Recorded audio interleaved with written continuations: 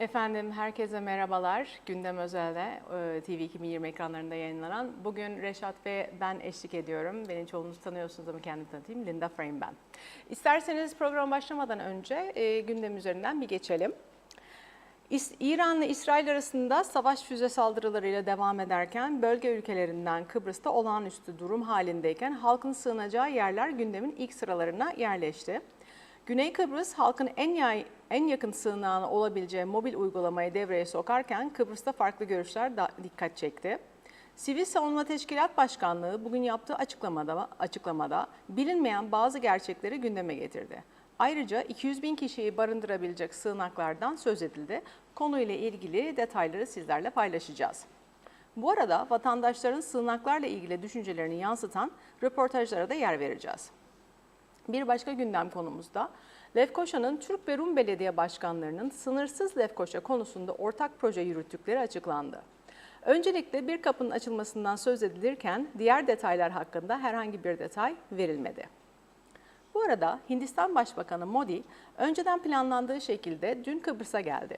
Larnaca Havaalanı'nda Rum Yönetimi Başkanı Nikos Christodoulidis tarafından karşılanan Modi'ye bugün Cumhurbaşkanlığı'nda düzenlenen törenle en yüksek ödül olan Makarios nişanı verildi. Hindistan ile Rum heyeti arasında yapılan görüşmelerde Güney Kıbrıs'a yönelik yatırımlar da ele alındı. BAF Havaalanı'nda kalkış yapan ve İngiltere'ye gitmekte olan EasyJet uçağının teknik bir arızadan dolayı İzmir'e acil iniş yaptığı bildirildi.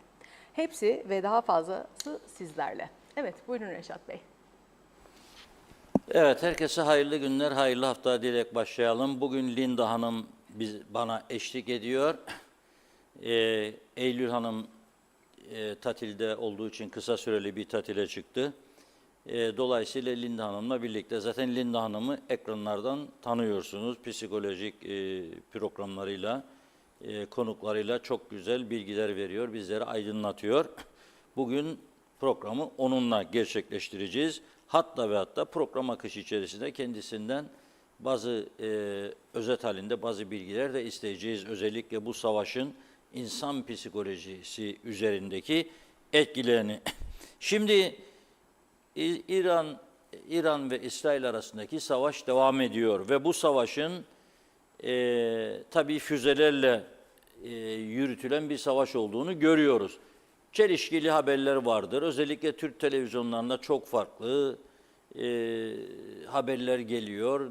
Farklı farklı yorumcular var. Herkes kendine göre bir şeyler söylüyor falan. Ama yabancı kanalların daha soğukkanlı gittiği anlaşılıyor bu konularda. Bizim sosyal medyadasınız tabii karmakarışık. Kimisi İsrail'i vuralım, Türkiye vursun. Kimisi işte şu olsun, bu olsun. Ama en fazla tartışılan konulardan biri de sığınak meselesi. Hatırlarsanız Cuma günü, geçtiğimiz haftanın son günündeki programda ben bu konu üzerinde durmuştum. Daha önce de sığınaklar konusunu gündeme getirdim. Ama Cuma günü sormuştum. Olağanüstü bir durum olması halinde Kuzey Kıbrıs'ta yaşayan insanlar nereye sığınacak? Var mıdır elinizde bilgi, yani bize verebileceğiniz, paylaşabileceğiniz? Ben mesela nerede sığınak olduğunu bilmiyorum. Ama 74 öncesinde biliniyordu. En azından böyle basit bir şekilde içinde dışkı kokularından dayanamayacağınız yerin altında toprağı kazmış karanlık bir yuvanın içine girerdi insanlar. Üstünü de ağaç yapraklarıyla örterlerdi. Şimdi aradan 51 yıl geçti 74'ten bu yana. 51 yıl önce bizim bakanımız, batmanımız yoktu böyle bu kadar. Cumhurbaşkanı, başbakan, 10 tane bakan, 50 milletvekili, 200-300 tane müdür, müsteşar, danışan, danışmayan yoktu. Şimdi bunlar olduğuna göre bir bolluk var. Sayıştay Başkanı, Ombudsman, Başsavcı Yardımcısı, Yüksek Mahkeme Başkanı, Yüksek Mahkeme Başkanı, Kaza Mahkemesi Başkanları, kamu iktisadi teşekkürleri, elektrik kurumu, kooperatifler, Sibrivex'ler, var oğlu var. Ya sen bu kadar sözde büyüdün, bir balon gibi bir şey var ortada. Ama içi ne oldu? Sanki bir daha savaş olmayacakmış gibi bu ülkede. Evet, olmasın istemiyoruz da, Allah korusun. Kesinlikle istemiyoruz. Acısını biliyoruz bunun. Ama sen halkına karşı bir sorumluluğun var. Tedbir almak zorundasın.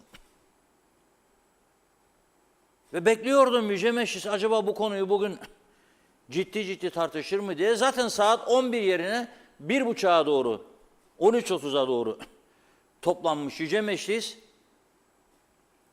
Nisabı sağlamakta zorlanmış. Hatta oy birliğiyle geçirdikleri bir yasayı sonradan geri alma meselesi ortaya çıktığında bir anda 10 dakika içinde gene nisabı kaybetmiş ve oylama yapamamış. Bakınız, o bölümünü Yüce Meclis'in birlikte izlemek istiyorum sizinle birlikte. Görünüz bugün olan olayı. Etrafımızda ateş var ve bize çok yakın. Paylaşım yapıyorlar. Karpaz'dan baktık, füzeleri gördük, bilmem nereden baktık, gördük. Yani bu kadar yakınımızda savaş var ve bizim derdimiz, bakın bizim Yüce Meclis'e bakın. Çok kısa bir görüntü tespit ettik bugün. Onu izleyelim. Maddeye geçmeye oylarınıza sunacağım ama yeterli nisap yok herhalde. Nisabı bekleyeceğiz.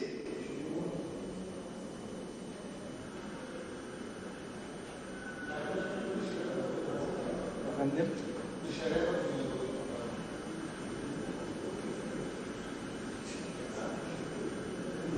Arkadaşlar yoklamaya bir bakın.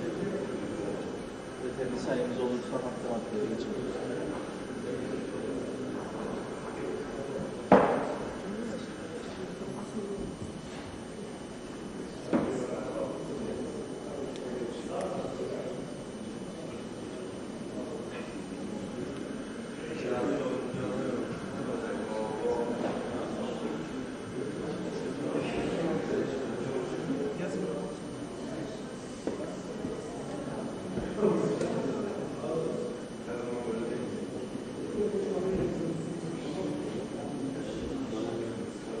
Madde ve oylama var direkt arkadaşlar. Yasalara geçtik.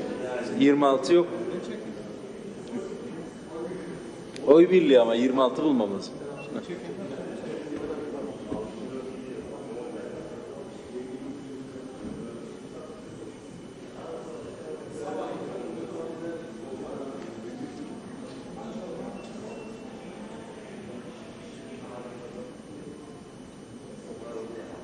Arkadaşlar sanki ben 26 sayarım. Alın hesabı. Yok da geçen defa tamamlık dedim. Gittiğimde sıkıntı yaşadık. Tam 26 mı ilk bir sayın. Ben 26 saydım ama yanlışlık varsa ya itiraz olmasa da ben 26'yı görmeden oylatmıyorum arkadaşlar.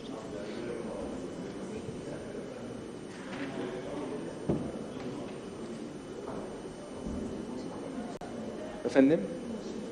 25 miyiz? 26 mıyız? Onu Filiz Hanım gelebilirseniz. Tamam. Evet. Tasarının madde görüşülmesini oylarınıza sunuyorum. Kabul edenler, etmeyenler çekimser. Oy birliğiyle kabul edilmiştir.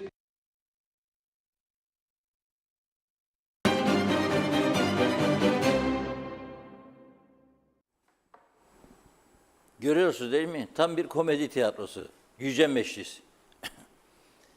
Şimdi emekli çıkanlarmış da tekrar çalışmaya devam eder.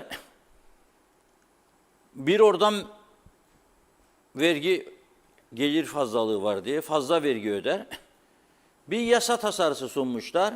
Komitede o yasa tasarısı oy birliğiyle geçmiş. Genel kurula gelmiş. Orada da oy birliğiyle geçmiş. Geçtikten sonra CTP milletvekili Devrim Barçın çıkıyor. Diyor ki ya bunu oynaladık ama diyor şimdi fark ettim ben diyor. Siz bunu diyor 2026'da diyor devreye koyacaksınız. Bu arada diyor bu insanlar mağdur olmaya devam edecek diyor, emekli çıkıp da çalışmakta olanlar. Bunu Temmuz yapmamız lazım, onun için geri çekelim. Ya onayladıklarının ne olduğunu bilmezler bunlar, parmak kaldırırlar ve bilmezler ne olduğunu. Sonradan fark ettik diyorlar. Ve bunun için gün gidiyor. Ondan sonra da başka dediydim, oydu da buydu da, yaptıydım yapmadıydım. Düşünün siz. Ve bundan yani bu yönetim şeklinden, yani böyle bir durumdan nasıl medet umacak? Özür dilerim.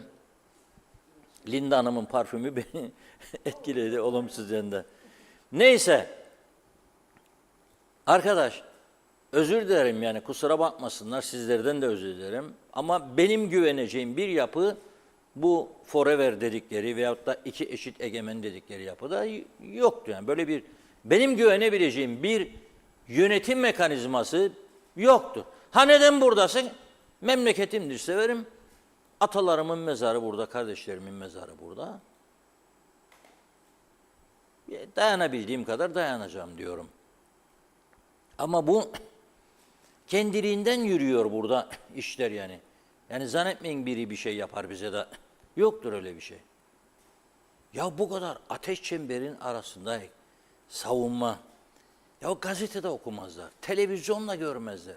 Dünyadan habersiz bir şekilde kopuk yaşarlar. Belki 50'in içinde bir ya iki ya üç kişidir okuyan gazete. O da işine gelenleri okur. Partisinin organlarına bakar, onunla tatmin olur. Sadece onu zanneder. Yalan dayana dayalı zaten bir meta sistemimiz de var bunun içinde. Yalan haber uçururlar, balon haberler uçururlar. Yalan. Gerçekleri gelin açıklayın dediğimizde de kimse açıklamaz gerçekleri, korkarlar. Şimdi dün Rum basını da açıklandı. Rum İçişleri Bakanlığı diyor ki halkın en yakın sığınağı öğrenebileceği mobil uygulamayı devreye koyduk diyor. Sadece Rumca dilinde değil, aynı zamanda İngilizce dilinde Save Cyprus isimli cep telefonu uygulaması devreye girdi diyor. Bu uygulama üzerinden bölgedeki sığınağa ulaşmak için yönlendirme talimatları, sığınağın kapasitesi, doluluk durumu ve benzeri bilgilere ulaşılabilecek diyor. Halka modern teknoloji kullanan ve olağanüstü durumlarda kişilerin süratle bilgilendirilmesi ve güvenliklerinin iyileştirilmesini amaçlayan Save Cyprus mobil uygulamasını cep telefonunuza indirin diyor Rum İçişleri Bakanı. Biz de bugün Diyalog Gazetesi'ne sorduk. Kuzey'den ne haber dedik. Nihayet uzun zamandan sonra Kuzey'den bir haber çıktı. Sivil Savunma Teşkilat Başkanlığı bugün elimde gördüğünüz bu açıklamayı yaptı. Bakın bir sayfa, hadi biraz büyük punto çıkardık biz 2 sayfa, 3 sayfa, 2,5 sayfa. Çok iyi oldu bu açıklamayı yapmaları çünkü bilinmeyen birçok konu ortaya çıkmış oldu. Şöyle diyor, Orta Doğu'da yaşanan son gelişmeler özellikle İsrail-İran arasında tırmanıcı bölgesel güvenlik açısından dikkatli izleniyor. Teşkilat Başkanı olarak ulusal güvenliğimiz tehditten herhangi bir doğrudan tehlike bulunmamakla birlikte olası risklere karşı halkımızın bilinçli hazırlıklı olması büyük önem taşımaktadır. Şimdi diyor ki, Kuzey Kıbrıs Türk Cumhuriyeti genelinde diyor, 10 adet genel, 258 adet de özel sığınak olmak üzere toplam 268 sığınak bulunmaktadır.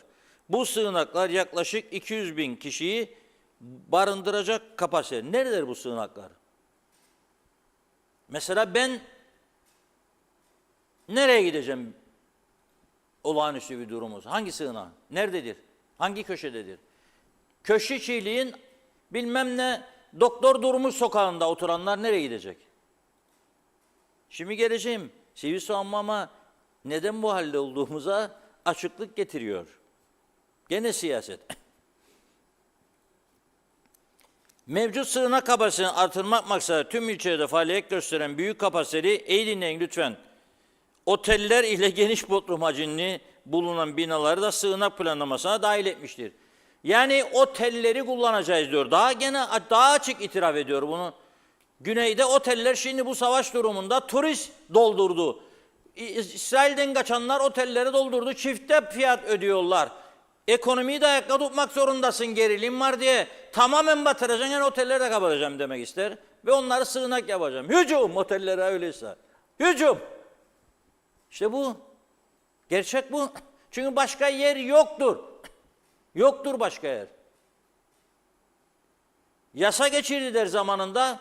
Apartman inşaatlarına bodrum katı olacak ve bodrum katı boş tutulacak sivil savunma maksatları için. telefonu olacak, elektriği olacak, suyu olacak diye. Ne oldu o yasa? Geri mi çektiniz siz bu yasayı %500'den? Yok. İptal mi ettiniz? Yok. Takibini yapan var mı? Yok. Nedir durum? Nedir durum?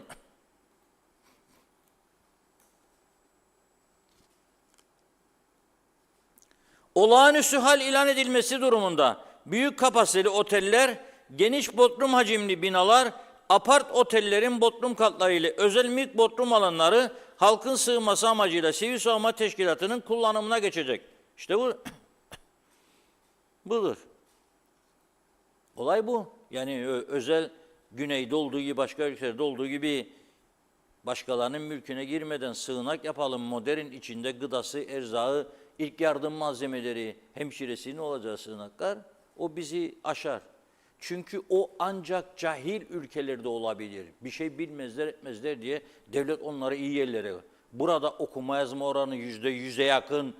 Hep üniversite, profesör dünya çapında, profesör enflasyonunun olduğu bir ülkede yaşıyoruz biz. Buna ne gerek var? İnsanlar zaten bulur. Yani burada bu kadar üstün zekalar sığınağı mı bulmayacak yani? Gider bir yere sığınır, o sığınmak demekti zaten.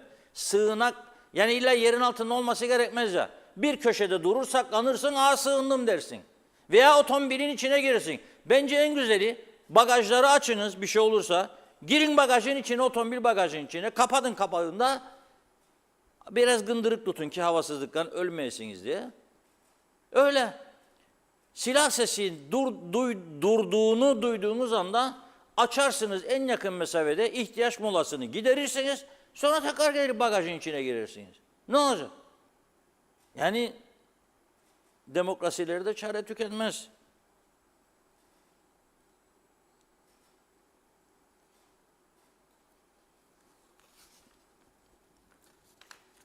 Tatbikat diyor 25 Haziran Çarşamba günü halkın katılımı ile sığınak ve sirenlerin kullanacağı bölgesel bir tatbikat planlanmaktadır.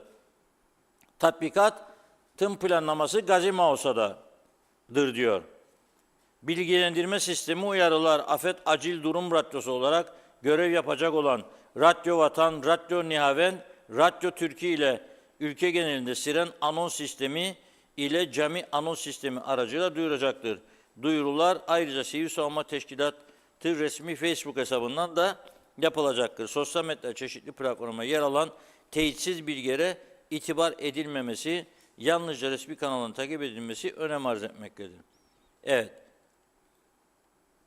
Vatandaşlarımızın kendi evlerinde veya iş yerlerinde geçici sığınma alanları oluşturması ve temel ihtiyaç malzemelerini su, ilk yardım seti, el feneri, radyo, temel gıda vesaire içeren acil durum çantası hazırlamaları tavsiye edilmektedir. Şimdi gelelim esas meseleye. Hani sosyal medyada var, bizden para kestiler, sığınak fonu koydular da bu paralar nereye gitti, kimler yedi bu paraları falan filan. Ben beklerdim %500 konuşsun bunu. Biz programa gelene kadar konuşmadı. Yani çıksın bir de desin ki biz yaptık ya bu paraları aldık, bu kadar sığınak yaptık veya aldık, başka maksatlar için kullandık. Ne maksatlar için? Bu için.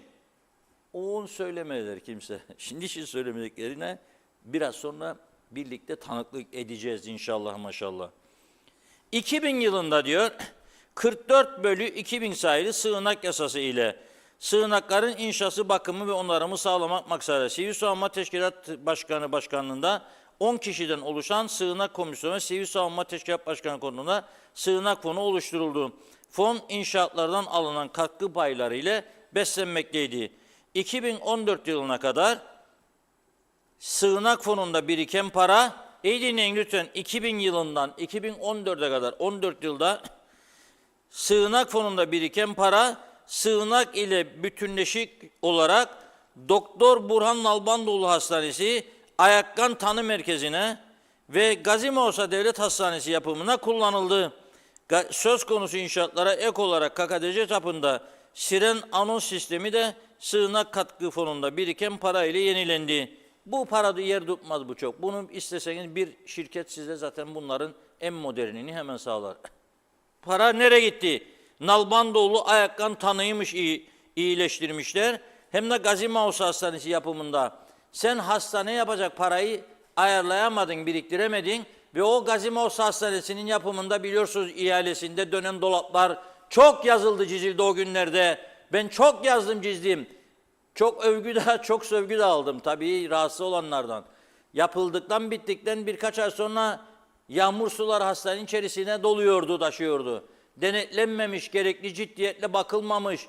Paralar havada uçmuş, bu sığınak konu. Ne gerek var canım, Türkiye korur bizi ya falan filan. Türkiye seni korur, askeri savaş olursa elindeki imkanlarla koruyabildiği kadar korur ama seni yerin altına nasıl sokacak Türkiye? Bir anda olmaz ki bu iş. Meğer öğrendik şimdi. Onun için ben Sivil Savunma Başkanlığı'na teşekkür ediyorum. Bu bilmediğimiz, halkın bilmediği bu gerçeği bizlere şu anda duyurmuş oldu. 2010'dan 2014'e kadar 14 yıl topladıkları paraları nereye harcadıklarını gördük. Savaş olmaz ya artık kim? Deli Rum'la saldıracak Türkiye yani koca Türkiye karşısında falan filan. Yok, mümkün değil. Olmaz. Onlar da o tarafta %16 RMMO vergisi alırlar. Rum Milli Muhafızası vergisi ve dünyanın en son model füzeleriyle donattılar Güney Kıbrıs'ı. Bunu da bu arada bir nokta olarak söylemek istiyorum. Gene tabii bunlar bildikleri yolda devam etsin bu Yüce Meclis'in üyeleri. Falan. Evet ben bunu okudum size. Bu tamam değildir. Sivil savunmanın 3 tane radyosu var ama sığınakları yoktur. Veya işte yetersizdir. Sonra nüfus 200 bin mi burada? Burada 200 bin mi nüfus? Gerisi nereye gelecek? Hayır neden biz bunların bu eşit ve egemenlik şartı koştuğumuz Rumların yaptığı bu sığınakları modern ve mobil uygulamalarla herkes nereye gideceğini bileceği bir sistemi neden yaratamadık? Bunun sebebi nedir sizce? Bir tek sebebi vardır. Ciddiyetsizlik var bizde. Siyaset kurumudur yöneten ülkeyi. Siyaset, Yüce Meclis, Cumhurbaşkanlığı, Başbakanı. Gene Cuma günü eleştirdik. Dün nihayet bizde de bir kurul, milli kurulu toplamış Cumhurbaşkanı ve her şey kontrol altında falan filan dedi. Soruyorum, her şey kontrol altındaysa, sığınaklar tamamsa yerini gösterin Sayın Cumhurbaşkanı. Beraber gidelim hatta. Nerededir? Kaç yüz bin kişiliktir? 200 bin diyor. Sivil savunma da otellere el koyarlarsa, tekrar ediyorum bugün gene Rum basınında var, oteller en mutlu dönemini yaşıyor güneyde. 2400'ün üzerinde İsrailli dönüş yapamadı diyor, tatildeydi. Uzattılar tatillerini, para da var. Yetişmediğinde elçilik zaten yanlarındadır. Biz de el koyacağız diyoruz da halk gitsin otellerde kalsın. Ne kadar güzel. Ekonomi gerek yok. Gerek yok. Yüce Meclis var ya orada. 50 kişi bak. Hazırlanırlar uzun bir yaz tatiline. İnşallah tez günde tez saatte çıksınlar. Peki 2014'te bu kararı kim almış diye baktım. Mecburen baktım. Kuzey Kıbrıs Türk Cumhuriyeti hükümetleriyle ilgili bir bilgi dosyası vardır. Oradan aldım. Yanılıyorsam düzeltsinler beni o arkadaşlar. 2014 yılının hükümeti 30 Ağustos 2013 ile 15 Temmuz 2015'de bu ülkeyi yöneten Özkan Yorgancıoğlu'nun başkanlığında CTP-DP hükümetiymiş. Onların döneminde bu sığınak kolu uçtu gitti. Ve Serdar Bey yeniden parti kuracak. Mustafa'nın sığınak paraları nerededir Serdar Bey? Ve diğerleri, Özkan Bey. Niçin bozdunuz şeyi? Aynısını güvenlik kuvvetleri fonuna da yaptılar. Aynısını Güvenlik Kuvvetleri'ni Güçlendirme Kurumu yasası büyük zorlamalarla geçti zamanında. Allah rahmet etsin merhum Kemal Yavuz Paşa çok zorladı bunları. Çok zorladı. Meclisin niyeti oydu böyle bir yasa geçirsin. Niye ama? Zaten pahalıyık. Bir daha fon koyacaksınız bize askeri fon. Türkiye bizi burada beslemez. Da Türkiye'ye bir yetmez. Parası da biz para.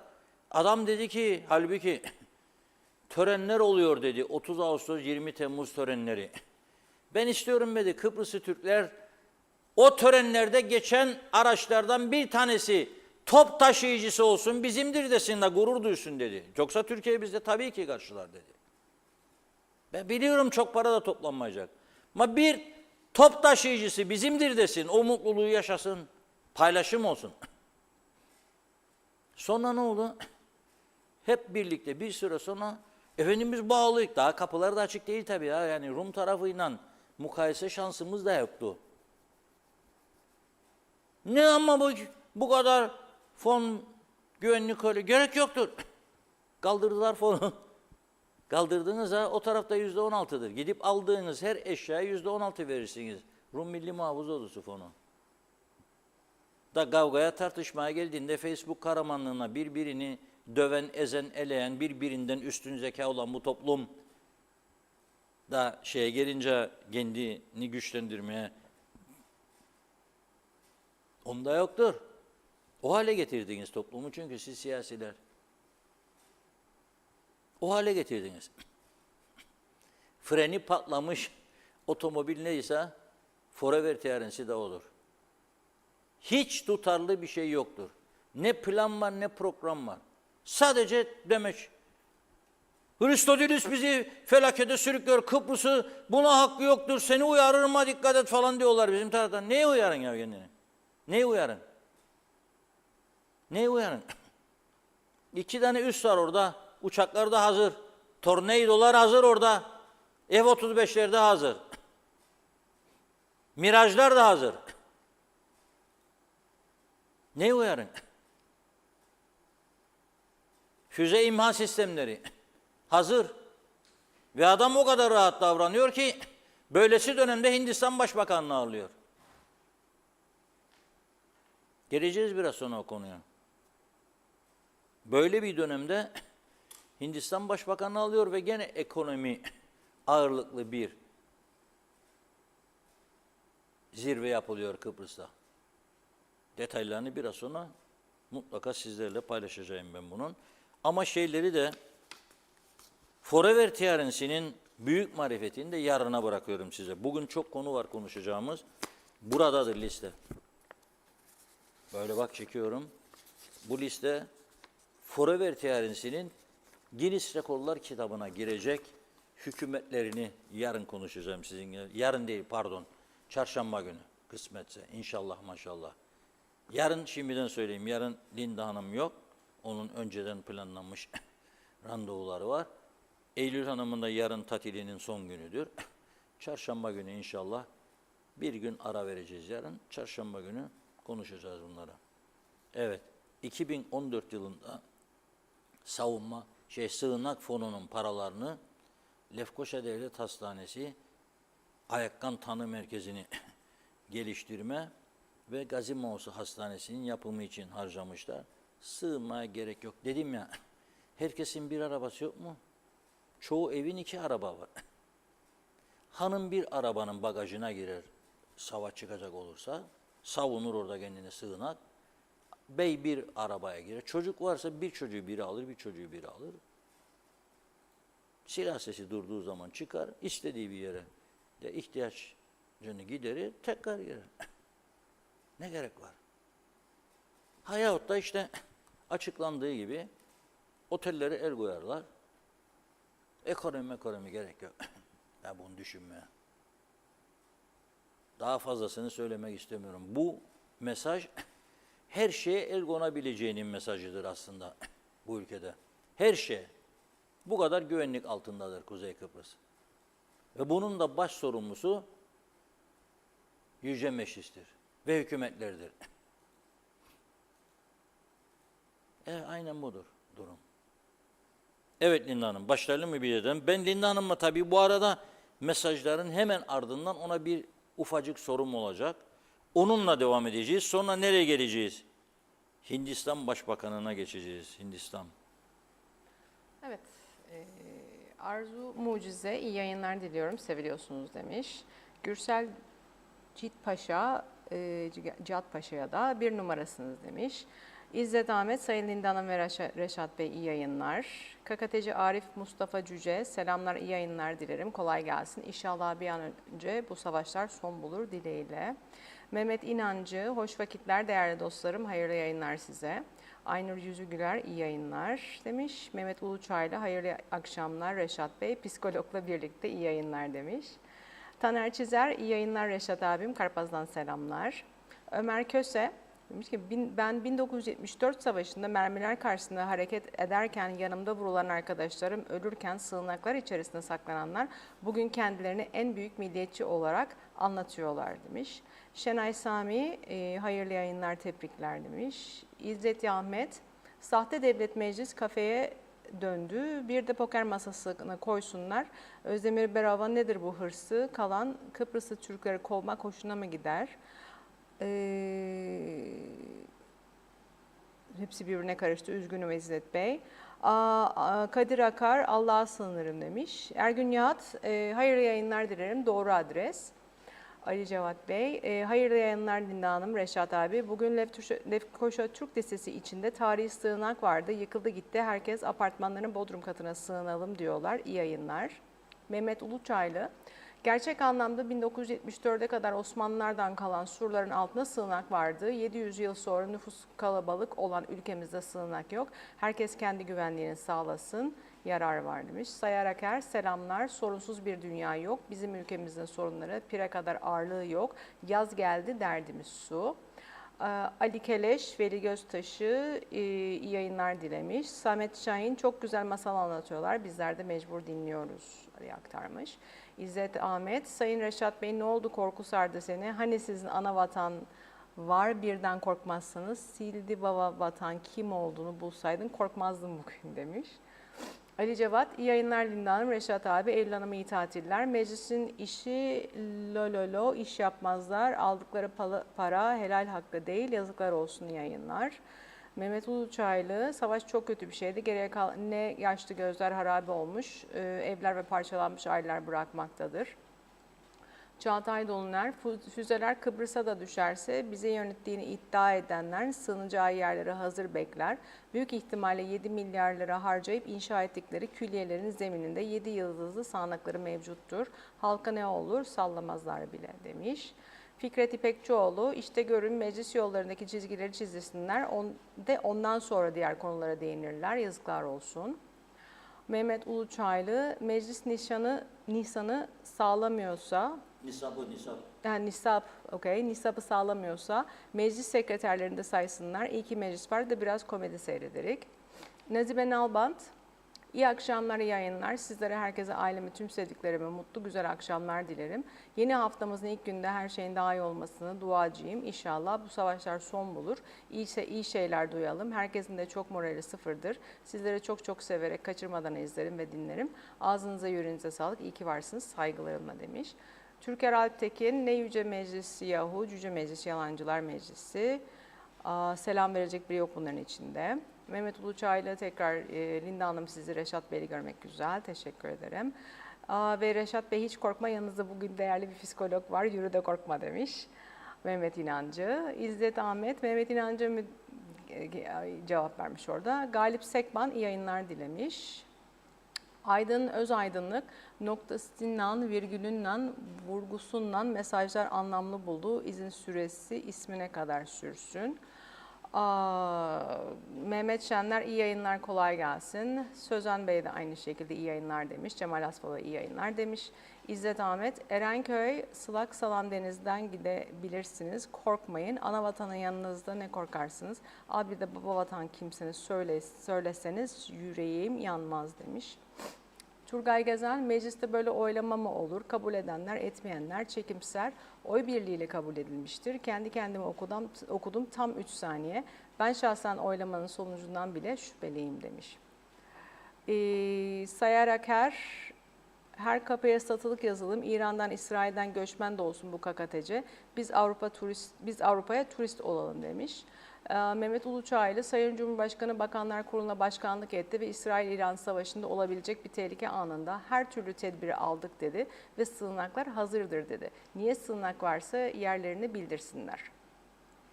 Adem Murat Aykaç, Zeliha Adaman, Caner Aspava iyi yayınlar dilemiş. Oğuz Aynalı da iyi yayınlar dilemiş. Mustafa Harmancı, inşaat ruhsatları verilirken sığınak harcı alıyorlar. Bu paralar nerede toplanıyor diye sormuş. Sibel Tezkol da inşaat izinlerinde sığınak parası alıyorlar tekrarlamış. Nerede bu sığınaklar acaba? Taşkın Tüccaroğlu, atasözü var. Bunu okuyamadım. Üzgünüm. Mustafa Siyaman Karaman, İsrail-İran savaşıyor. Hayırdır bunlara ne oldu demiş. Mehmet Uluçaylı, otellerin alt katları ne zamandır sığınak sayılır? Daha önceleri 3 kattan fazla kat çıkan apartmanların sığınak yapmaları şartı vardı. Şimdilerde yapılan 5 ve 6 katlı apartmanlar düz zemin betonu dökerek 6 kat çıkmaktadır. Hani bunun bodrum katı? Long Beach'te böylesi yapılan apartman çok. İzzet Ahmet, dağ başını duman almış yürüyün milleyiciler. Gideceğiniz yer Dikili Taş. İngiliz delileri koyardı dönsün diye, dön baba dön. 1970 yıl yurt bura geldiğimiz yer. Azlık kıblesi Türk azınlık Maronedi ve geçtim. Yıldırım Muhtarlığı hayırlı yayınlar dilemiş. Erhan Yapıcıoğlu, bunlar hayal dünyasındadır. Önce egemen devlet kuruyorlar. Sonra TDT üye olacaklar şimdi. Da sığınakları var kemane çalmaktan. Mustafa Kombo, Reşat Bey hayırlı yayınlar. Sığınak varmış derler ama Allah korusun öyle bir tehlike olmasın da olacaklar yine çocuklara ve çocuklara olacak. Reşat Bey yine bugünküler o sığınaklara sığınacak tabii ki. Öyle bir sığınak var ise pek inancım yoktur. Kolay gelsin. Erdal Yarkın iyi yayınlar demiş. Ali Rıza Kavaz iyi yayınlar Reşat Bey. Bizim meclis açıldıktan sonra eğer sayı 26'nın altına düşerse meclis başkanının derhal müdahale etmesi gerekir. Halkını hiçe sayan bu insanlar nereye yarar? Dahil seçim yapsınlar. Bakalım kaç tanesi seçilecek. Oya Hanım iyi yayınlar demiş. Hüseyin Aktuğ, iyi yayınlar. Bölgemize yakın savaş var. Tedbir almak, temkinli olmak iyi bir şey. Ama sığınaklarımız bu kadar insanı kaldırır mı? Yoksa elimizde olan sığınaklara seçilmiş elit insanlar ve zengin kişiler mi yerleştirilecek? Yoksa ilk kurşunda bu kişiler yurt dışına mı kaçacak? Kolay gelsin Diyalog ailesi. Evet Reşat Bey. Evet, teşekkür ediyoruz. Bu arada tabii şunu söylemek lazım. Sığınağa her zaman ihtiyaç vardır bu ülkede. Çünkü korkunç bir askeri yığınak var Güney Kıbrıs'ta ve olur olmaz bir durumda, yani gerilim durumunda sığınak kaçınılmazdır. Ayrıca fanatik unsurlar güneyde daha bir azimli şekilde hazırlık yaptıklarını veyahut da çaba gösterdiklerini de görüyoruz. Bakın, ben bugünkü köşe yazımda Rum lideri Hristodidis'e kibarca, nazik bir uyarı mesajı gönderdim. Çok önemli bir konuya dikkat çekmek isterim. Lefkoşa'nın Rum kesiminde, surlar içinde, geçen hafta açıklamıştım size, Rum Belediye Başkanı dedi ki, 300 kadar Türk evi vardır, çoğu yıkılmaya yüz tuttu.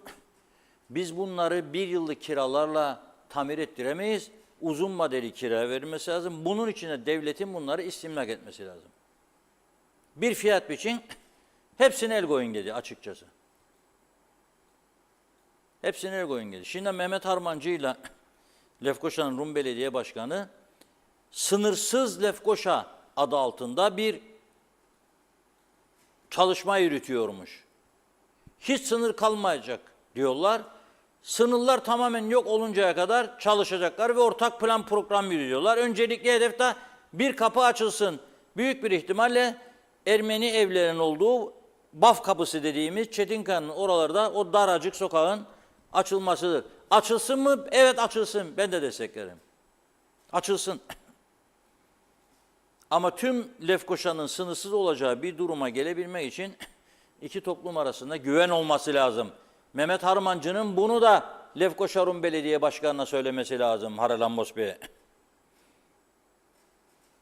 Çünkü bu Türk evlerinden bir tanesini Lefkoşa'nın Rum kesiminde 2 tane Kıbrıs Rum müzisyen kullanıyormuş. Sanatçı müzisyen. Mikri Akros adı altında. faaliyet gösteriyor. Ve bu, ben girdim baktım sitelerine, Facebook sayfaları var. Müzik çalıyorlar, eğleniyorlar, kafe bar şeklinde bir yer yapmışlar. Ve orada konferanslar düzenleniyor. Zaman zaman da iki toplumlu etkinlikler düzenleniyormuş orada. Sen misin iki toplumlu etkinlik düzenleyen? Geçtiğimiz günlerde oraya bir bomba atıyorlar, infilak ediyor bomba. Bu nedir? Bu korku vermedir. EOKB'nin zamanında yaptığını şimdi elamcılar yapıyor. Bunu daha üstlenen olmadı. Elamdır demiyorum ama çok büyük bir olasılıkla onlardır. Çünkü bizzat askeri kamplarda eğitiliyorlar. Ve bizzat bu durumu ortaya çıkaran eski AKEL lideri Andros Kiprianu'dur. Böyle bir dosya sundurun başsavcısına. Aylarca bekledikten sonra başsavcı suçtur dedi. Ama dedi, kaldı orada. Ama ne demek? Yani bunlar o birileri Durkoslar için hazırlanmış için ceza vermeyeceğim dedi kendilerine. Ve vermedi. Şimdi 4 tane milletvekili var Elam'ın, bir de Avrupa'da milletvekili var. Demek ki tehlike kalkmış değildir. Önce bunu konuşacaksınız onlarla. Yasaklayacaklar bunu. Nasıl Yunanistan'da Hrisi Avgi'yi, altın şafakları yasakladılar. Kıbrıs'ta da Elam'ı yok meclise sokacaksınız. Yok Avrupa'ya göndereceksiniz. Ben bunu görünce o kadar çözümden yana bir insan olarak derim ki yok dur. Önce temizle bunu, ondan sonra gel karşıma. Önce temizle, sonra gel.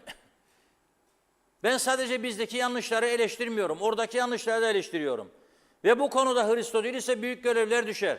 İki toplum, siyasi eşitlik tamam da nereye güveneceğim? Şimdiki halde bile Rum'a bomba koyuyor bizimle görüşme yapıyor diye. Ama ben bunu Ersin Bey'in savunmalarını güçlendirmek için söylemiyorum. Ersin Bey'in birçok yanlışını da söylüyorum ve güceniyor aldığım bilgiye göre. Gücenirse gücensin. Şu an oldu. Ben burada nerededir sığınaklar bilmediğimi söylüyorum. Halk da bilmiyor.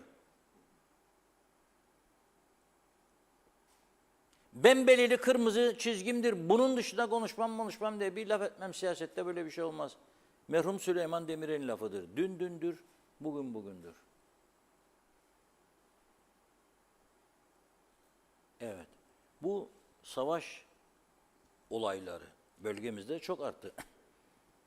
Önce Gazze'deki olaylar, binlerce insan öldürüldü, çocuklar öldürüldü. Biz tabii burada keyif içinde olduğumuz için hissedemiyoruz onların acılarını. Aynen. Bizde bu patlasın, çal oynasın, meğerden fotoğraf var, en kötü günümüz böyle olsun.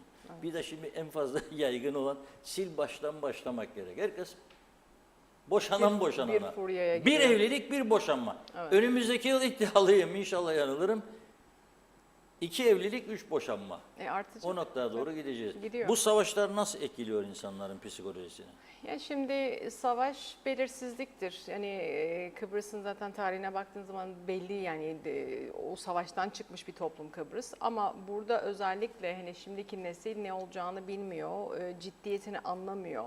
Eskiden bu kadar hani nokta atışı yapılan bir savaş taktikleri yoktu. Şimdi teknoloji çok değişti.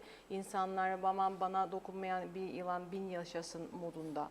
Az önce söylediğiniz gibi ama burada özellikle insanların belirsizlikleri ve ne olacağını bilin bari bugünü yaşayayım yarın olsun ona göre yaşayayım diye bakmaya başladılar. Mesela bu sığınak konusu aklıma hep şey geldi. Amerika'da bütün evlerin hepsi müstakil çoğunluk biliyorsunuz ve evlerin altında bodrumları var. Bunları sığınak niyetine de kullanıyor insanlar. Dolayısıyla hani orada yiyeceğini de stokluyor, her şeyini stokluyor. Ama tabii ki oradaki sistem burasıyla çok çok farklı. Ben mesela buradaki evlere bakıyorum.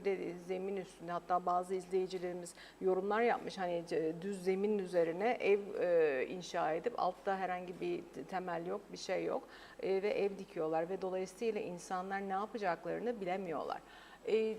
Bizim mesela benden birazcık daha yaşlı olanlar veyahut da benim yaşlarımda olanlar çocuklukları o savaş döneminden geçti. Anneleri, babaları da şu andaki neneleri, dedeleri bu dönemi çok farklı yaşadılar. Dolayısıyla yokluktu, işte hayatta kalma mücadelesi, kimseyi düşünmeme, mecbursun ben odaklı olmak zorundasın. Çünkü yaşamak yaşama tutunmak gerekiyor ve o biraz daha ön plana çıkıyor. Ve dolayısıyla insanlar ne yazık ki bu konuda çok bencilleşebiliyorlar. İlişkilere nasıl yansıyor? Tabii ki memleketi için savaşmak isteyen bir grup var. Ben giderim ne olursa olsun diyen, evet ne olacağız diyen de geride kalan bir kadın ve çocuklar var bu seferde. Ve bu da tabii ki iletişimsizlik yaratıyor. Bu tamamen kişisel algılarla da alakalı bir şey. Ama burada şunu görüyorum, savaş eşittir olumsuzluk, eşittir ülkeye de yük, insanlara da yük ve tabii ki o belirsizliğin yaratmış olduğu yarını planlayamama var.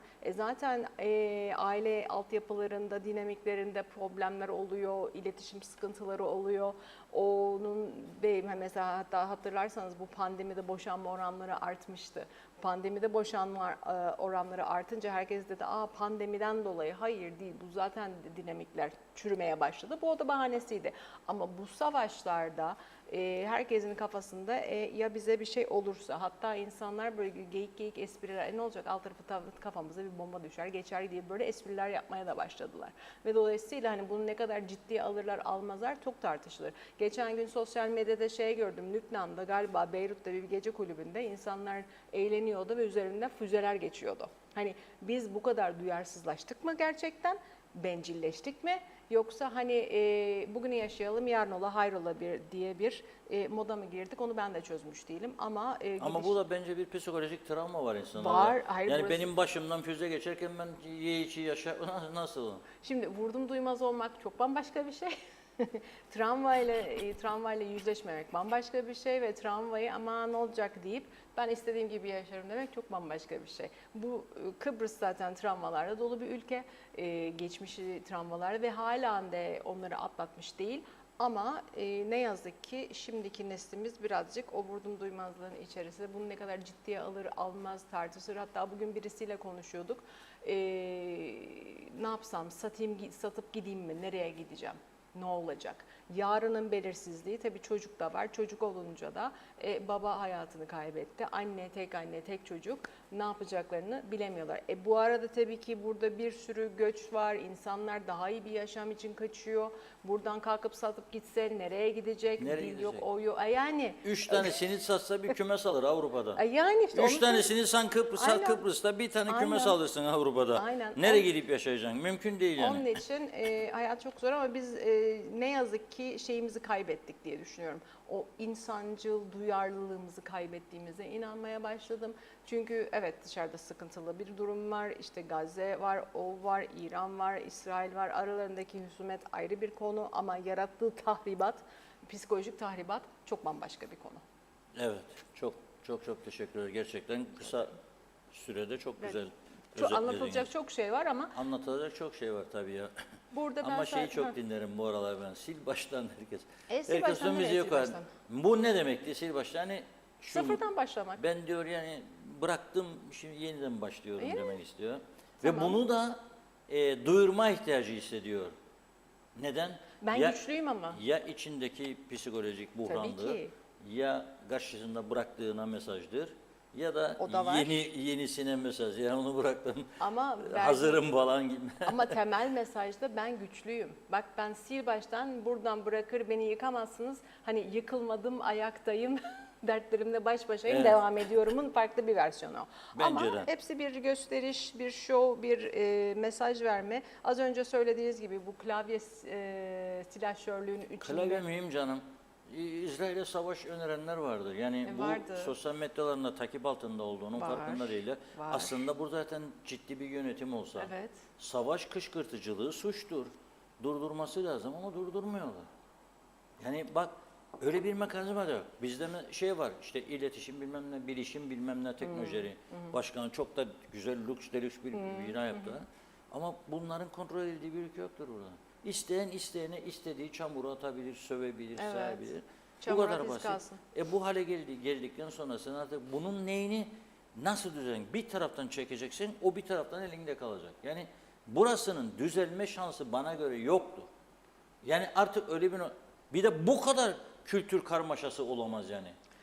Yani şimdi güneyde nedir? Ağırlıklı yabancılar İngilizlerdir. Evet. Bir kültürü vardır adamın ama. Yani bizdeki gibi profesör değildir hepsi ama Yani belki de 15 yaşına kadar okumuştu. Tony nedir? Eski İngiltere Başbakanı bakmama gelir. Thatcher, Yo.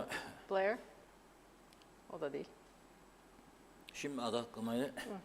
2 dönem başbakanlık yaptı. 15 yaşında kadar eğitimini, mecbur eğitimini görmüş. John Major. Major, evet. Ondan sonra 6 ay bankacılık kursu görmüş. Sonra bankacılığa başlamış veznedar olarak. Sonra o kadar bir başarılı, bir ilerledi. Büyük bir bankanın genel müdürlüğü, ondan sonra siyaset, başbakan da şu anda da en ünlü gazetelerinden birinde köşe yazarı yapar. Bir de uluslararası fikir şeylerinde davetler alır, gider verir bir konferanstan belki de 50 bin, 60 bin dolar alır bir konferansa falan. Neyse, şimdi halkı nasıl etkiledi bizim halkı? Ben de merak ediyorum. Havada, karada, denizde Ömer Kadiroğlu sordu. Bu yeni savaş ve sığınak konusu. İzleyelim bakalım cevapları. İran Savaşı sizi endişelendiriyor mu? İnsanlık olarak evet etkilendim. İnsanların ölmesini, savaş etmesini, yıkılmasını, evinden kaçmasını, perişan olmasını istemem bir insan olarak. Şey olarak endişelendirme, Kıbrıslı bir Türk olarak çok endişem yok. Peki Kıbrıs'a olağanüstü bir durum olması halinde ailenizle birlikte nereye sığınmayı düşünüyorsunuz? Vallahi benim bildiğim sığınak yok. Açıklama yapar hükümet yetkilileri, der ki sığınak çok ama nerede var göstertmediler, bilmem. Bilmem artık. Urum zamanında harp çıktığında evimize saklanırdık, gene saklanacak. Peki bölgenizde var mı sığınak, bildiğiniz bir sığınak? Benim bildiğim yok. Yani ben Değirmenlik bölgesi Çukurova'da kalırım. Öyle sığınak yok. Mağara bile yok. Mağarada yok. Yine bir ihtimal oraya olsun. O da yok. Ne yapacaksınız mesela bir olağanüstü bir durum olursa ne yapacaksınız? Oturacak evimizde ne yapacak? Bekleyecek. Oturacak evimizde nereye gidecek? En güvenli yer gene evin.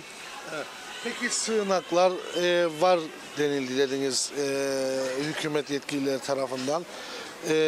Ama yerlerini bilmiyoruz dediniz. Bu noktada beklentiniz ne olur hükümet tarafından? Açıklasınlar bize neredir yerleri. Bu sığınakların kimin nereye gideceğini, kimin nereye sığınacağını herkes bilsin. Bak güneyde yaptılar. Güvenli bölgedir. Herkese nereye gideceğini, nereye sığınacağını gösterir. Bizimkiler de gösterir. Biz de bilelim. Yani olmayacak şey değil. Diyelim ki bu yana füze düştü, bir şey düştü veya İngiliz üsleri vardır. Diyelim ki bir şeyler oldu. Nereye gidecek? Hakikaten bilmiyoruz. Açıklama bekliyorsunuz. Bekliyoruz tabii, bekliyoruz. Yani böyle popülist veya şeyci davranışlar değil. Mesela ben Lefkoşa'da otururdum. Bizim apartmanımız vardı. Apartmanımızın sığınağı vardı. Sonra o sığınağı birileri sattı. Şirket oldu, depo oldu. Gittik sivil savunmaya şikayet ettik. Sivil savunma bizi ilgilendirmez artık. Zaten yapmıyoruz. Parasını alıyoruz ama hizmetini vermiyoruz. Yani böyle garip, acayip da şeyler var, durumlar var. Yani herkes benim gibi nereye gideceğini, Allah etme bir şey olursa nereye sığınacağını bilmiyor. Siz geziyorsunuz. Duydunuz mu bir kişi bilirim diyen? Yok. Gördün. Henüz duymadım. Gördün. Evet. Ne değilim. Evet efendim, düşünüyorum çünkü 3. Dünya Harbi başlayacak diye. Bu yüzden yani çocuk çoluğu öldürürler. Endişeleniyorsunuz. Yes.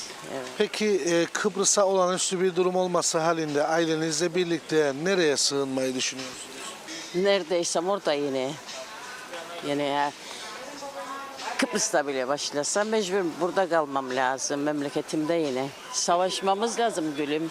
Bulunduğunuz bölgede bir sığınak var mı? Yok. Bir olağanüstü bir durum olursa ne yapacaksınız? Evimizde. Halk nereye giderse biz de oraya gidecek. Öyle. Nereye gideceğinizi şu anda kestiremiyorsunuz. Yok. Teşekkür ederim. Yani oradaki Müslümanlar gibi onlar da biçareler hiçbir yere nereye gideceklerini bilmezler.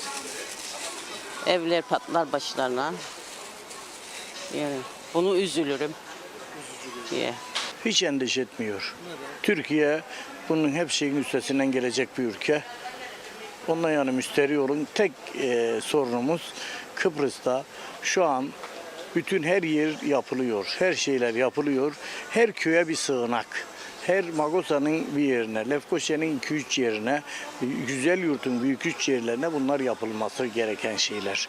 Yer altına en azından bu insanlar bir müddet oraya normal bozulmayacak gıdalardan koyarak insan buğdayı şeyine yer ölmez ama acı ölür. Doğru mu? Kıbrıs'ta olağanüstü bir durum olması halinde ailenizle birlikte nereye sığınmayı düşünüyorsunuz? Evimizin zemin katlarına artık kaçacağımız yer olmazsa, devlet bir yerler hazırlamamışsa o da devletin bir nasıl diyelim boşluğu mu diyelim, artık kimseyi suçlamıyoruz devlet olarak, zaten devlet elinden geleni yapıyor. Evimizin altına bodrum katlarına sığınmayı düşünüyoruz. Köyümüzde Kumyalı'da mağara var. O mağarayı erken zamanda gelip bir temizleyip içini devletin yapmasını sosyal sivil savunmadan talep ediyoruz. Böyle diyoruz. Başka yapacağımız bir şey yok. Bildiğiniz, mesela sizin bölgenizde veya başka bölgelerde bildiğiniz sığınaklar var mı? Yok, bildiğimiz sığınaklar bunlar zaten devlet sırrı. Son saat devlet bunu çıkarır, buraya gireceksiniz der. Devlet bazı şeyleri söylemez. Sizin nasıl iç çamaşırınızı, siz ne renk olduğunu yalnız siz bilirsiniz. Bu da devlet bazı özel şeyleri söylemez. Onun için devletimize güveneceğiz. Birinci Türkiye Cumhuriyetimiz, ikinci de yavru vatan KKTC yöneticilerine, Sayın Esin Tatar'a güveneceğiz. Gerisini Allah'a tevekkül edeceğiz. Başka bir yapacak bir şeyimiz yok. Vallahi endişelendirir. Neden? Dünya çapında büyük bir tehlike. Kötülük kaynağı Buraya sıçrar diye bir endişeniz var mı? var. İngiliz üslerinden dolayı endişemiz var. Evde kalacak. Kaçacak yerimiz yok. Bölgenizde bir sığınak, bir mağara hiçbir şey yok mu? Hiçbir şey yok. Hiçbir şey yok. Evde bekleyeceksiniz. Mecbur. Peki hükümet yetkilileri yeterli sığınağın olduğunu açıkladı. Bunların nerelerde olduğunu biliyor musunuz? Yok. Hiçbir bilgim yok. Hiçbir bilginiz yok. Bir savaş çıkarsa Hep bölgemizde, evimizde. Yani hükümet sığınak yaptıysa herhalde şehire yakın şehirlerde olması lazım. Köylerde değil. o zaman açıklarlar diyorsunuz. Öyle. Peki insanların bu sığınakların yerlerini bilmesinde fayda var mı yok? Vallahi şimdi uzaydan her şeyi bilirler, görürler. Yani sığınak varsa yoksa her şeyi bilirler. Yok. Yani Vatandaşlar olarak vatandaşların bilmesi gerekir. nerede olduklarını ki ona göre tedbir alsın. Gizli saklı bir şey yok zaten. Evet. Hani ilk hedef sığınaklar olacak uzaydan, füzelerden. Böyle kaçarı yok. Evde oturmak daha mantıklı diyorsunuz. Tek tek bütün evlere vuramazlar. İlgilendirmez beni. Buraya da sıçrar diye bir endişe. Ya hiçbir şey olmaz. endişeniz yok. Hiç yok, hiç yok. Kıbrıs'ta olağanüstü bir durum olması halinde ailenizle birlikte nereye sığınacaksınız? İngiltere'ye. İngiltere'den geldim zaten. Kaçacaksınız ama. Evet. Peki burada kısılırsanız nereye gideceksiniz? Vallahi burada kalacak. Hani pandemide öyle oldu. 1,5 sene hiçbir yere gidemedik. Aynısını yapacak. Peki şunu sorayım. Evinizin olduğu bölgede, yaşadığınız bölgede herhangi bir sığınak var mı?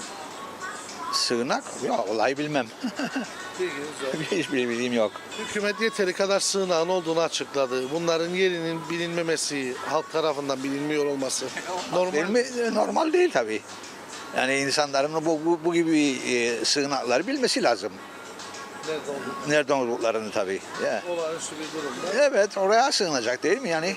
Ya, evet. İsrail-İran savaşı sizi endişelendiriyor. Endişelendiriyor.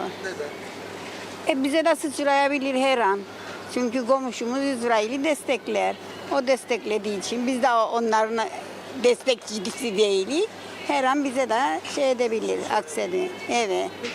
Kıbrıs'ta olağanüstü bir durum olması halinde ailenizle birlikte nereye sığınmayı düşünüyorsunuz? Çok çok sığınağa nereye şey edeceğiz? 2 defa geçirdik biz bu durumları. Biz Mausalıyız, çok çok Hısarlara gidecek. Ne yapacak? Başka yapacak bir şeyimiz yok. Sığınaklar varmış. Nerede olduklarını bilir misiniz? Biliriz Hendek'te. Yani esas ya bizim evimizde yoktu. Evinize yakın yok. Hep biz şeyin yanında, İngiliz kampının yanında otururuz. İçeride yoktu. Bizim yani Allah şey ediyse bizi gidecek, ne yapalım, kurtuluş. Tabii ki endişelendiriyor. Bölgeye yakın olmamız nedeniyle İngiliz üslerinin olması tabii ki endişelendirir. Yani buraya da sıçrar diye bir endişeniz. Var. Var. İnşallah sıçramaz. Çünkü savaşın kötü bir şey olduğunu biliyoruz. Zamanında gördük. Evet, yaşadık. İnşallah dediğim gibi sıçramaz. Yani İngiliz üslerinin olması bir dezavantajdır. Peki Kıbrıs'ta bir olağanüstü bir durum olması halinde ailenizle birlikte nereye sığınacaksınız? Önce ailemizi korumak için herhalde sığınaklar varsa sığınağa kendimiz artık yaşlı biri olduğumuz için herhalde biz de korunacağız. Peki, Eskisi gibi mevzilere giderdik ama şimdi o gücümüz yok herhalde. peki var mı evinizde yaşadığınız yere yakın sığınak? Sığınak yok maalesef. Sığınak yok. Yok. Bildiğim yok yani. Ne olacak yani böyle bir savaş olursa burada nereye gideceğiz? Herhalde devlet yetkilileri, ilgililer bir şey yapacak. Yardımcı olacaklar. Veya sivil savunma. Büyüklerimiz bilir. Artık bize söyleyecek bir şeyimiz yok. İsrail-İran savaşı sizi endişelendiriyor mu? Çok. Haddinden fazla. Neden? Çünkü adama kimse dur demiyor. Geliyor. Adım adım geliyor. Ama hiç kimse ya farkında değil ya da farkında kulak üstü yatıyorlar. Anlamadım ben. Peki buraya da sıçrar diye bir endişeniz var mı? Bence olmaz ya. Olamaz bence. O yönde bir endişeniz. Yok o yönde benim şey olamaz. Olması için bir neden yok. Eğer ki İran üstlere vuruyun derse zaten şimdiden çoktan vururduk. Belki İran'da yapacağını sanmıyorum ben ya. Peki şunu sorayım. Kıbrıs'a olağanüstü bir durum olması halinde ailenizle birlikte nereye sığınacaksınız? Nereye sığınacak derken var mı öyle bir sığınak yerimiz? Bence yok. Bildiğiniz bir yer. Yok. Kesinlikle yok. Mesela Allah korusun bir savaş başladı burada. Evet oturacağız Nereye ya. gideceğiz? Evet oturacağız. Ne yapacağız? Yani dışarı çıkıp da çıkmamız gerekirken çıkarız. Ama bir yere kaçmak gibi de öyle bir düşüncemiz olamaz. Hükümet yetkilileri yeterli sayıda sığınağın olduğunu açıkladı. Ancak Ben hiç duymadım, görmedim. Söyledi ama ben nerede olduğunu görmedim. hiç kimse sizin gibi bilmiyor. Kimse bilmiyor. Beklentiniz ne olur bu noktada? Vallahi gene avutuluyoruz diyeceğim. Ne değil ya. Gene avutuluyoruz. Yani inancınız yok. Yok, makaların, kesinlikle. sığınakların olduğuna. Yoktur öyle bir şey yok. İnancınız 83'ten beri bu adadayım. Ben öyle bir şey görmedim.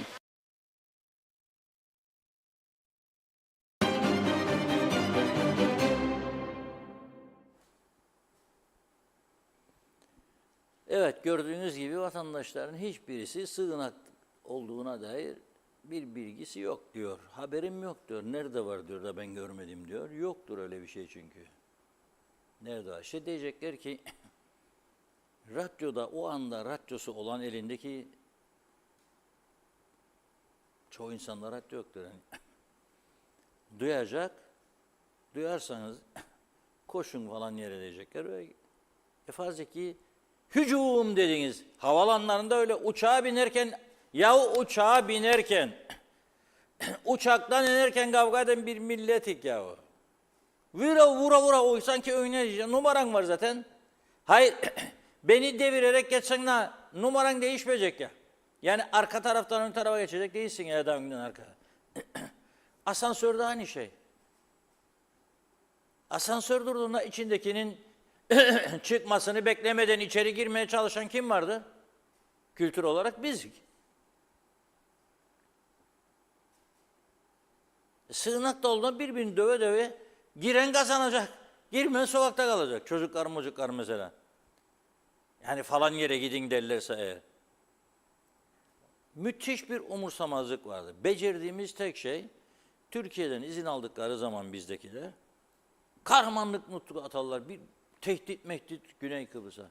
Ama artık bunların güneyde etkisiz olduğunu anlamaları lazım. Hindistan Başbakanı, ben 3-4 gün önce uçak kazası oldu biliyorsunuz.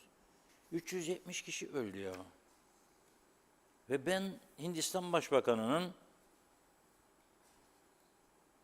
bu ziyareti iptal edeceğini düşündüm. Böyle bir facia yaşandı. Planlandığı şekilde Kıbrıs'a geldi. Larnaka Havaalanı'ndaki karşılanışı ve bugünkü temaslarla ilgili arkadaşlarımız bir görüntü hazırladı, izleyelim.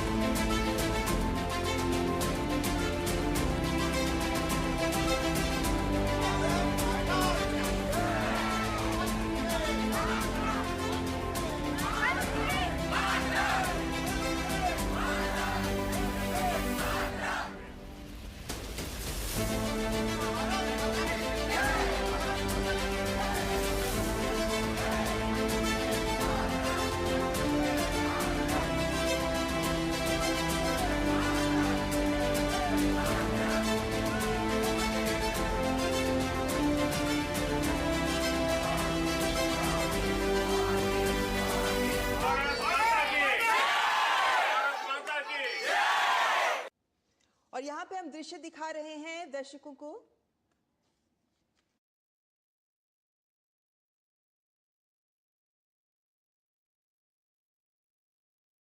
Our Excellency, Rashtrapati Ji, the Grand Cross of the Order of Marcarius 3 सम्मान के लिए मैं आपका, साइप्रस सरकार का और साइप्रस के लोगों का ऐसे हार्दिक अभिनंदन करता हूं, आभार व्यक्त करता हूं। यह सम्मान केवल मेरा, नरेंद्र मोदी का सम्मान नहीं है, ये 140 करोड़ भारतवासियों का सम्मान है। उनके सामर्थ्य और आकांक्षाओं का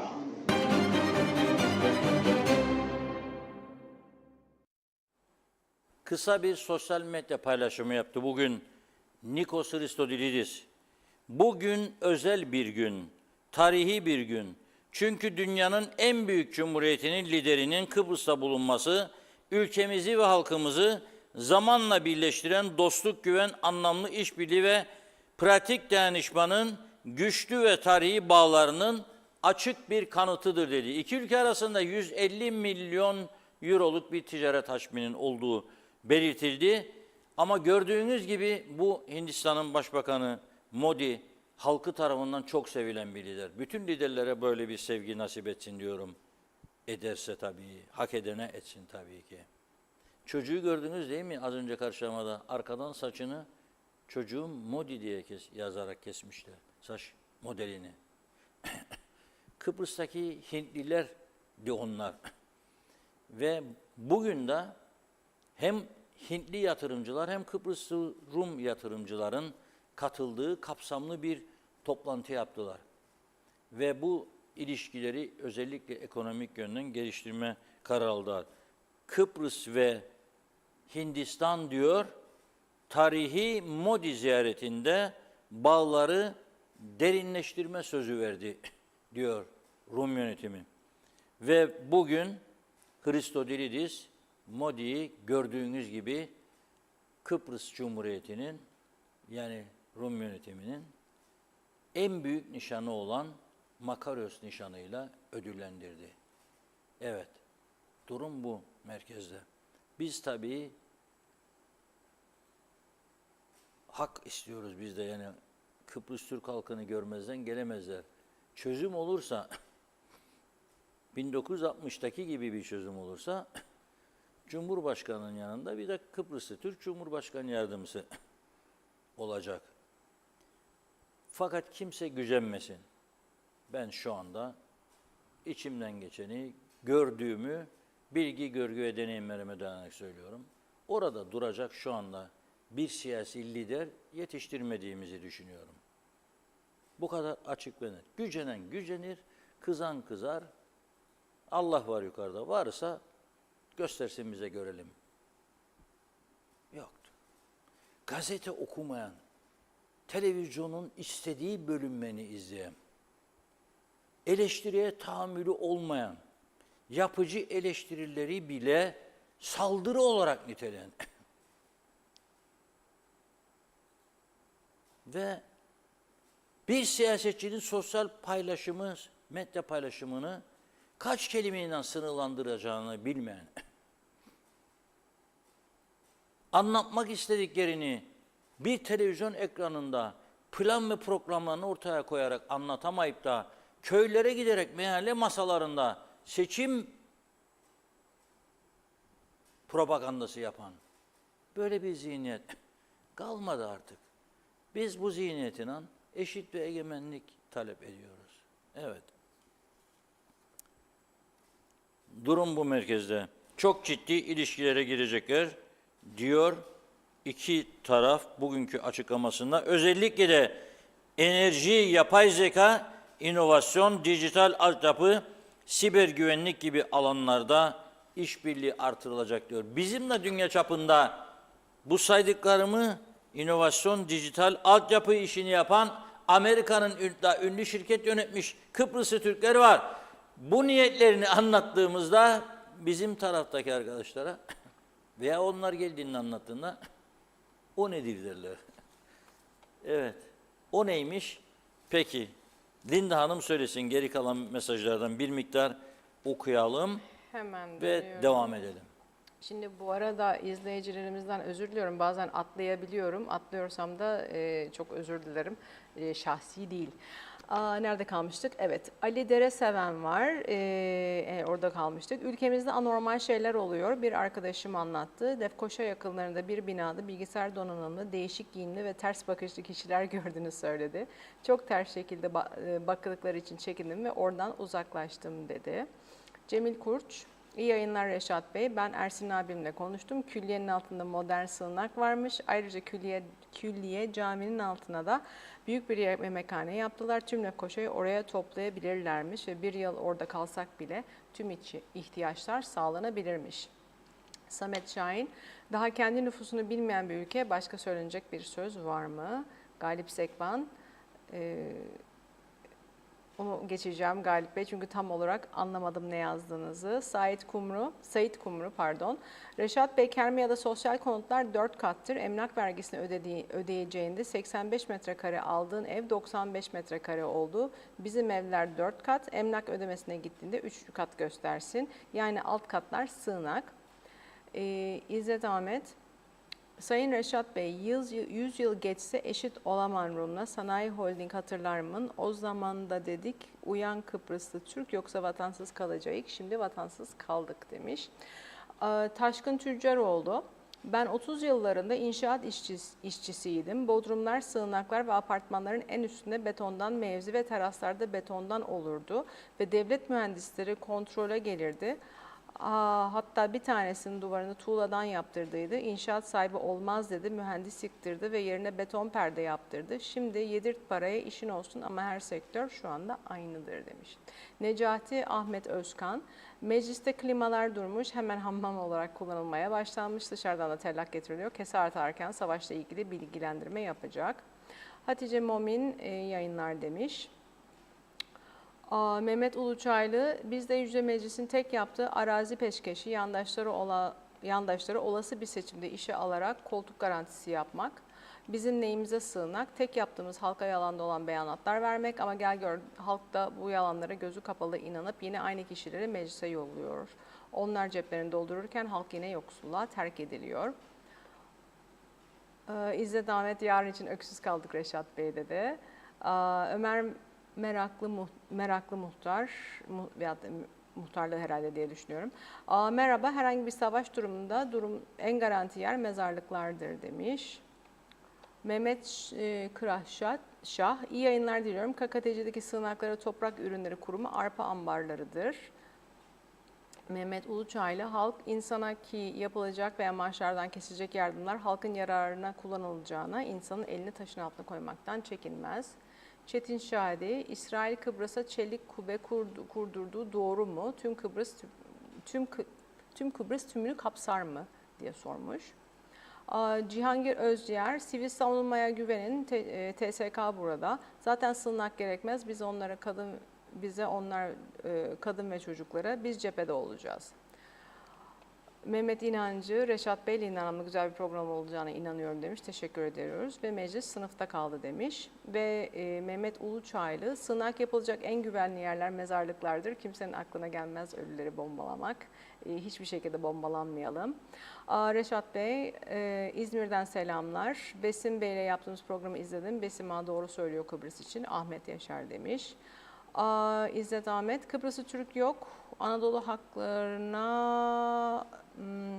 bunu geçeceğim galiba çünkü çok karman çorman yazmış İzzet Bey, çok özür dilerim.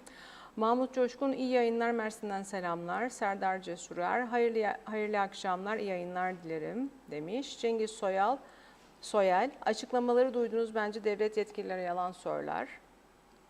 Sözen, aradan 50 yıl geçti. Lefke Karadağ'da sığınak varmış. O sığınaklar acaba şu anda ne durumdadır? Murat Çevik iyi yayınlar demiş. Döneşaş iyi yayınlar. Açlıkla sığınak var diyor. Söylesinler yerlerini.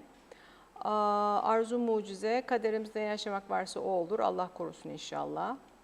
Hüsniye Emel Özer zaman zaman sesin çok zayıf olduğunu söylemiş. Onu hemen iletiyoruz rejiye. Oktay Değirmencioğlu, Hindistan Türkiye düşmanı bir ülke. Türkiye Pakistan'a destek çıktığı için diğer bir Türk düşmanı ülkeyi ziyaret ediyor demiş. Zeki Öztürkanlılar, nüfusun 1 milyon üzerinde olduğu tahmin ediliyor. Sınavlarımız 268 adetmiş. 200 bin kişiyi alabilirmiş. Peki soruyorum, geriye kalan sığınaklar olacak herhalde. 800 bin kişi nereye sığacak? Mustafa Kurak, düşmanım düşmana dostumdur mentalitesi. Geçenlerde Hindistan Milli Savunma Bakanı Türkiye aleyhine tehditvari demeç vermişti demiş. Çağatay Doluner, bizde Forever TRNC, liderlerini çok sevenler var. Leyla Göçmen Ahmet, etrafımızda bitenler çok üzücü, içimizde olanlar da. Sığınak konusu da şunu söyleyeyim, Allah korusun savaş burada sıçrarsa teknoloji o kadar ileride ki sığınağın yerinde bilse de gidecek zamanımız olacak mı? Çok üzgünüz maalesef, güç savaşları, halkı düşünen yok. Politika ve siyaset her gün değişiyor. Türkiye yanımızda, biraz oradan içimiz rahat. İyi yayınlar Reşat Bey, Linda Hanım. Teşekkür ederiz. Evet Reşat Bey, buyurun.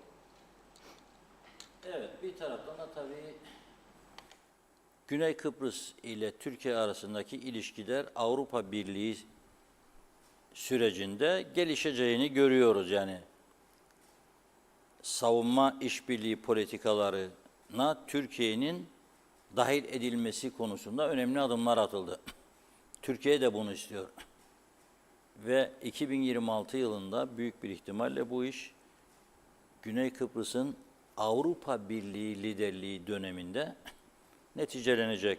Avrupa Savunma Bakanları yuvarlak masa toplantısında Rum Savunma Bakanı ile Türkiye Savunma Bakanı aynı masada oturacak.